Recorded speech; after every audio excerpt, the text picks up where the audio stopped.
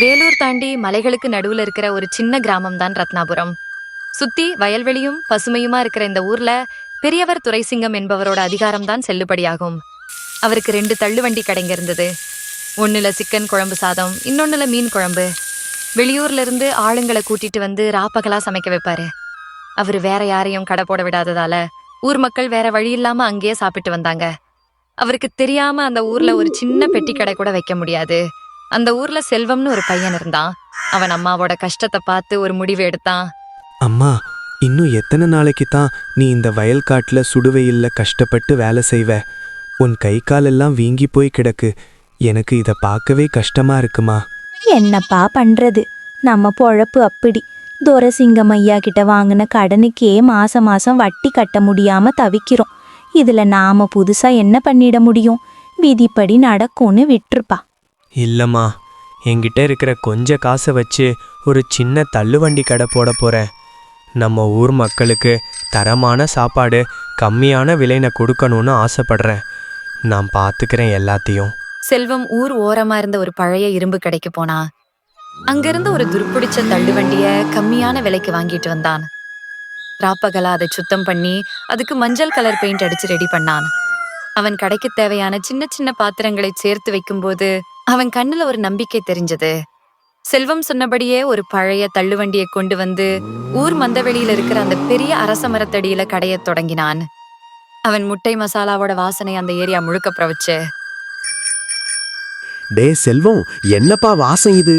அந்த துரைசிங்கம் கடையில போடுற சிக்கன் அப்படியே ரப்பர் மாதிரி இருக்கும், மெல்லவே முடியாது. ஆனா உன் முட்டை மசாலா அப்படியே பஞ்சு மாதிரி இருக்குடா. நிஜந்தானே, அங்க ஒரு தட்டு சாப்பாடு 50 ரூபாய். ஆனா வயிறு நிறையாது. இங்க செல்வம் தர்ற அன்பே நம்ம வயித்தை நிறைச்சிடுது. தம்பி, எனக்கு இன்னும் 2 முட்டை மசாலா போடு. கண்டிப்பாண்ணே, நீங்க சாப்பிட்டு நல்லா இருந்தா 4 பேர்கிட்ட சொல்லுங்க, அதுவே எனக்கு போதும். துரைசிங்கம் அவரோட மாடியில உட்காந்துட்டு இருந்தப்ப ஊர் மந்தவெளியில கூட்டம் அதிகமா இருக்கிறதை கவனிச்சாரு. அங்கிருந்து வர்ற கமகம வாசனை அவரோட மூக்க தொலைச்சது.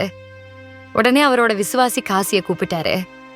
டேய், அந்த அரச மரத்தடியில என்னடா இவ்வளவு கூட்டம்? எவன்டா அவை என் கடைக்கு வர்ற மக்களை அங்க நிக்க வச்சிருக்கான் அப்படின்னு அதட்டினாரு. செல்வம் கடையில கூட்டம் மொய்க்கிற செய்தி துரைசிங்கம் காது கேட்டுச்சு. உடனே அவரோட ஆளுங்க வந்து செல்வத்தை மிரட்டி இழுத்துட்டு போய் துரைசிங்கம் முன்னாடி நிப்பாட்டினாங்க. என்னடா செல்வம், ரொம்ப துள்ளுற போல. இந்த ரத்னாபுரத்துல எனக்கு தெரியாம ஒரு ஈ கூட பறக்க கூடாதுன்னு உனக்கு தெரியாதா? அது எப்படி நீ ஏன் பெர்மிஷன் இல்லாம கடை போடலாம்? ஐயா, நான் பிழைப்புக்காக தான் கடை போட்டேன். உங்க தொழிலை கெடுக்கணும்னு எனக்கு எந்த எண்ணமும் இல்லை. ஊர் மக்கள் விரும்பி வர்றாங்க. வாய மூடு. ஊர் மக்கள் விரும்புறாங்களா இல்ல நீ அவங்கள ஏமாத்தி இழுக்கிறியா? நீ வாங்கின கடனுக்கு வட்டி இன்னும் முடியல. ஒழுங்கா கடைய மூடுற. நாளையிலிருந்து என் தோட்டத்துல வேலைக்கு வர்ற. இல்லைன்னா உன் கடைய நானே உடைப்பேன். செல்வம் ரொம்ப உடைஞ்சு போய் வீட்டு வாசல்ல உட்கார்ந்திருந்தான். அப்போ மெட்ராஸ்ல இருந்து அவன் நண்பன் அசோக் பைக்ல வந்து இறங்கினான். என்னமாச்சு, ஒரு மாதிரி டல்லா இருக்க? ஏதாவது பிரச்சனையா? செல்வம் நடந்த எல்லாத்தையும் சொன்னான். என்னால இங்க ஜெயிக்க முடியாது போல. அவர் பெரிய ஆளு, நான் சாதாரண ஆளு. என் கடையை மூடிட்டு தோட்டத்து வேலைக்கு வர சொல்றாரு. இல்லைன்னா வண்டியை உடைச்சிடுவாராம். அப்படி யோசிக்காத செல்வம், நாம இப்பவே அவர்கிட்டயே போவோம். இந்த தடவை கெஞ்சறதுக்கு இல்ல, ஒரு நேரடி சவால் விடுறதுக்கு. உடனே துரைசிங்கம் வீட்டுக்கு 2 பேரும் போனாங்க. அவர் வீட்டு வாசல்ல நின்னு சத்தமா கூப்பிட்டாங்க. ஊர் மக்களும் அங்க கூடிட்டாங்க. துரைசிங்கமும் வெளியே வந்தாரு. இப்போ எதுக்குடா வந்தீங்க? ஐயா, நாங்க உங்களுக்கு ஒரு சேலஞ்ச் தரோம். 7 நாள் கழிச்சு உங்க சிக்கன் குழம்புக்கும் எங்க சிக்கனுக்கும் நடுவுல ஒரு போட்டி. யாருது டேஸ்டா இருக்கோ அவங்க தான் ஜெயிச்சோங்க. துரைசிங்கம் இதை கேட்டதும் ரொம்ப இளக்காரமா சிரிச்சுக்கிட்டே பேசினாரு. சமையல் போட்டியா? இவன் வெறும் முட்டை விக்கிறவன். என் வீரமணி மாஸ்டர் முன்னாடி இவன் எம்மாத்திரம். சரிடா, போட்டிக்கு என்ன பந்தயம்? நாங்க ஜெயிச்சா செல்வத்தோட கடன் எல்லாம் தள்ளுபடி ஆகணும். அவன் கடன் நடத்த நீங்க எந்த தொந்தரவும் பண்ணக்கூடாது.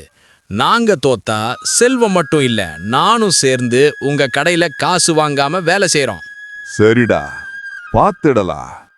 7 நாள் கழிச்சு ஊர் மந்தவெளியில வச்சு போ. வெளியே வந்த உடனே செல்வம் பயந்துட்டான். மச்சி, எனக்கு சிக்கன் சமைக்கவே தெரியாதுடா. அவர்கிட்ட இருக்கிறவங்க எல்லாம் பெரிய ஆளுங்க. நீ கவலைப்படாத, உனக்கு நான் மெட்ராஸ் ஸ்டைல் பட்டர் சிக்கன் எப்படி பண்ணுறதுன்னு கற்றுத்தரேன். மசாலா, அந்த சின்ன சின்ன ட்ரிக்ஸ் எல்லாம் இருக்கு. உன் உழைப்பு மட்டும் இருந்தால் போதும்.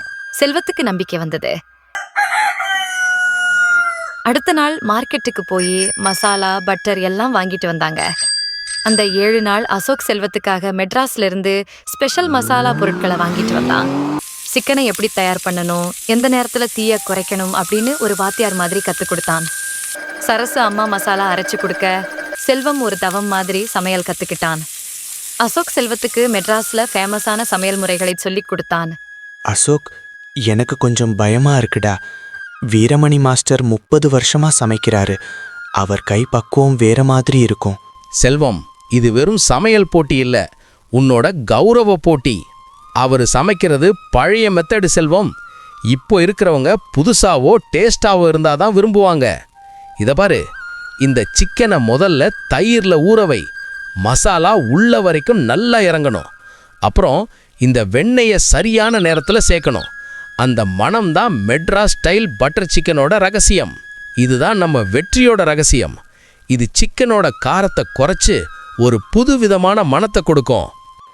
ஆனா அசோக், நம்ம ஊர் மக்கள் காரமா சாப்பிட்டு தான் பழக்கம். இந்த இனிப்பு சுவையை ஏத்துக்குவாங்களா? ருசிக்கு தான் மச்சி மனுஷன் அடிமை.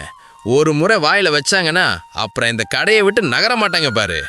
அப்போ அந்த பக்கமா வந்த வீரமணி மாஸ்டர் செல்வத்தின் வீட்டிலிருந்து வந்த வாசனையை நுகர்ந்து ஆச்சரியத்தில் உறைந்து போனார்.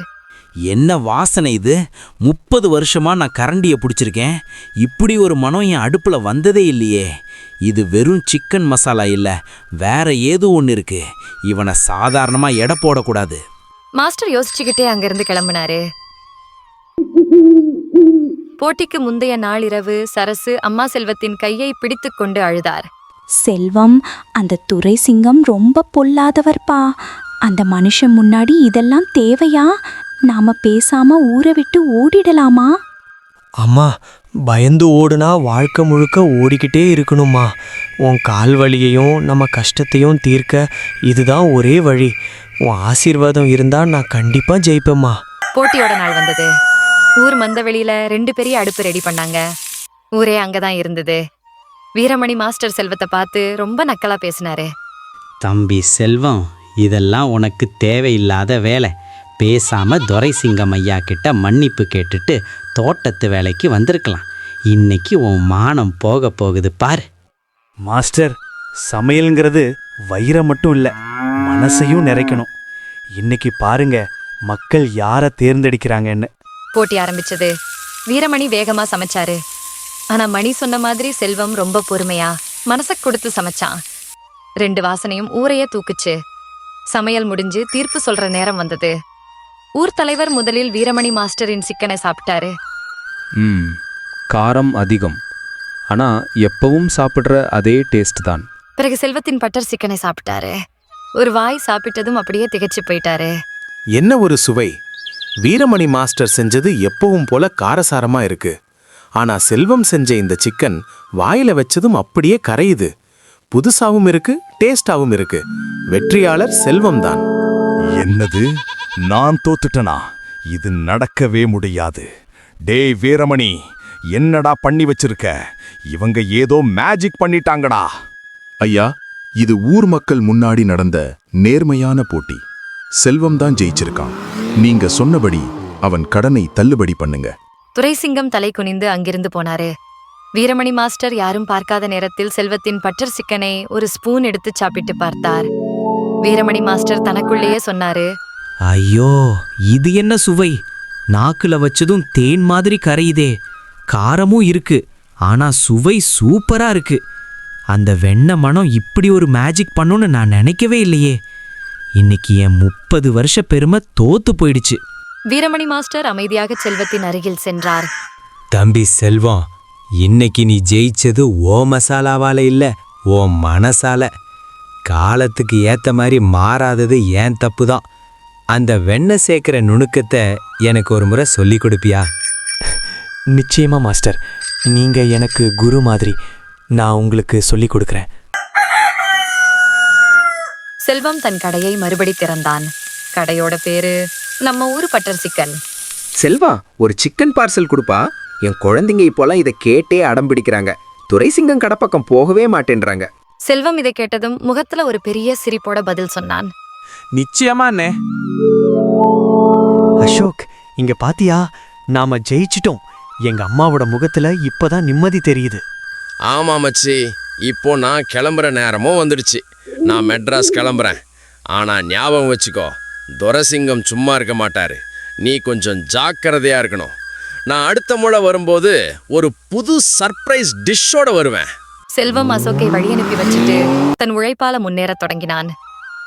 அவனும் அவங்க அம்மாவும் நிம்மதியா வாழ ஆரம்பிச்சாங்க. இந்த கதை உங்களுக்கு பிடிச்சிருந்தா ஹை பட்டனை கிளிக் பண்ணி லைக், ஷேர் மற்றும் சப்ஸ்கிரைப் பண்ணுங்க. நன்றி, வணக்கம்.